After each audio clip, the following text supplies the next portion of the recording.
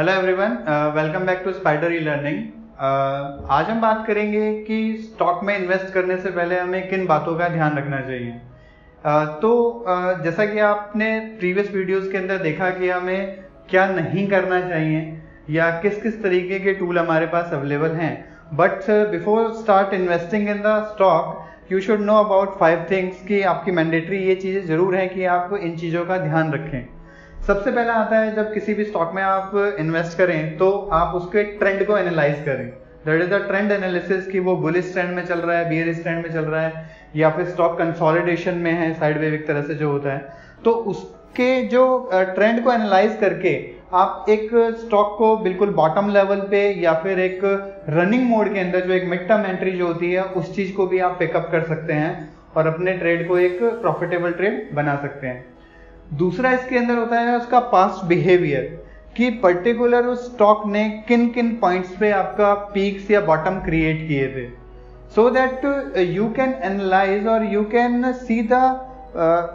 Best value, या फिर आपको एक ऐसे लेवल पे एंट्री मिल जाएगी वहां पर जहां से एक्चुअल में स्टॉक के अंदर मूवमेंट आने वाली है। जैसे कि मैं एक छोटा सा एग्जांपल देता हूं। जैसे सपोज करो अगर मेरा स्टॉक जो है वो बुलिश ट्रेंड में है। अब बुलिश ट्रेंड में होने के बाद आपका अगर कोई स्टॉक के अंदर मैं एंट्री करने के लिए तैयार हूं, बट वो स्टॉक प्रीवियस पीक पे, अपने ट्रेंड के प्रीवियस पीक पे अगर खड़ा हुआ है, इट मींस कि वहां पर वो रेजिस्टेंस जरूर देगा, वहां पे उसको रिस्पेक्ट जरूर देगा वहां पे, तो वो मेरा एक गलत एंट्री पॉइंट हो सकता है। तो कोशिश ये करें कि जब भी आप एंट्री कर रहे हैं और बुल ट्रेंड अगर आपका चल रहा है तो वहां पे कोई भी आपका प्रीवियस पीक या प्रीवियस स्टॉप नहीं होना चाहिए वहां पे,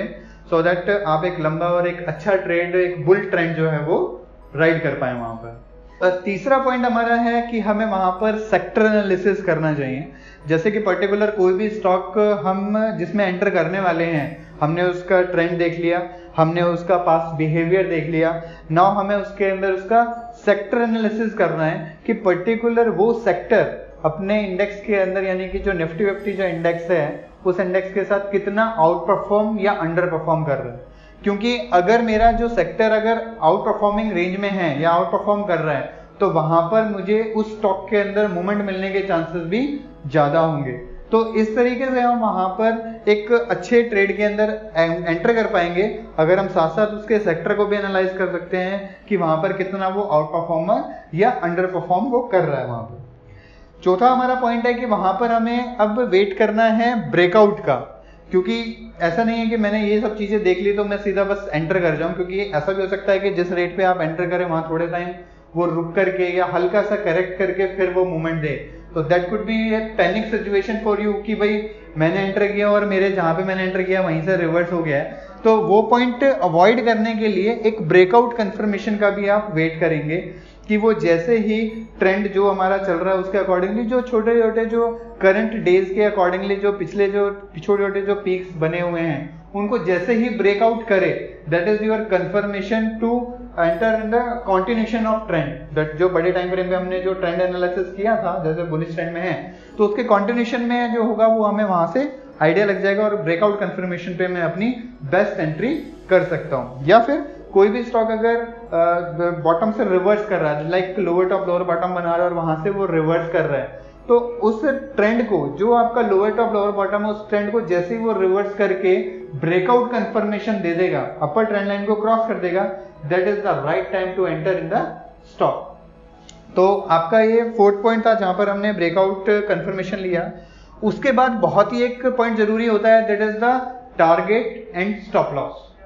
now what is my target and stop loss, क्योंकि समटाइम जब हम एंटर कर लेते हैं, हमारे पास क्या होता है कि जब हमने एंटर कर लिया, स्टॉक के अंदर मूवमेंट आनी स्टार्ट हो गई मूवमेंट आनी, तो हम कहे नहीं यार अभी तो और चलेगा, हम वेट करते रहते हैं, चलेगा, और वहां से स्टॉक अगर मूवमेंट देता रहता है, एक टाइम ऐसा आता है कि वो अब हिट करके प्रीवियस पीक को या अपने रेजिस्टेंस लेवल को किसी को भी हिट करके वहां से रिवर्स करना चालू कर देता है, और हम उस चीज को अभी वेट ही करते रहते हैं। नहीं यार ये बुलिश ट्रेंड में है तो मेरे को वेट ही करते रहना है, मेरे को अपने टारगेट नहीं अचीव करने हैं, अभी बुलिश ट्रेंड में चल रहा है तो चलते रहने दो। बट आपको एक लेवल पे आकर के अपने एक ब्रेकआउट जो आपको मिला था वहां से एक अचीवेबल जो टारगेट था आपका, वो अगर कंप्लीट हो जाता है तो आइदर आप वहां पे ट्रेलिंग स्टॉप लॉस का यूज करें या फिर अपना टारगेट जो है वो वहां पर आप लगा करके अपना प्रॉफिट बुकिंग जो है वो वहां से कर लेनी चाहिए आपको। और जब भी एंटर करें स्टॉप लॉस जरूर लगाएं। स्टॉप लॉस लगाने से आपकी कैपिटल का जो रिस्क होता है वो बहुत ज़्यादा कम हो जाता है और एक आप अच्छे ट्रेड के अंदर प्रॉफिटेबल ट्रेड आप वहाँ से निकाल पाओगे। होप सो आपको इन चीज़ों के बारे में जब भी आप इन्वेस्ट करना स्टार्ट करें या कर रहे हैं तो आप अपने ट्रेडिंग स्टाइल के अंदर इन चीज़ों को इन्वॉल्व करेंगे और एक अच्छा ट्रेड कर पाएंगे आप। Thank you.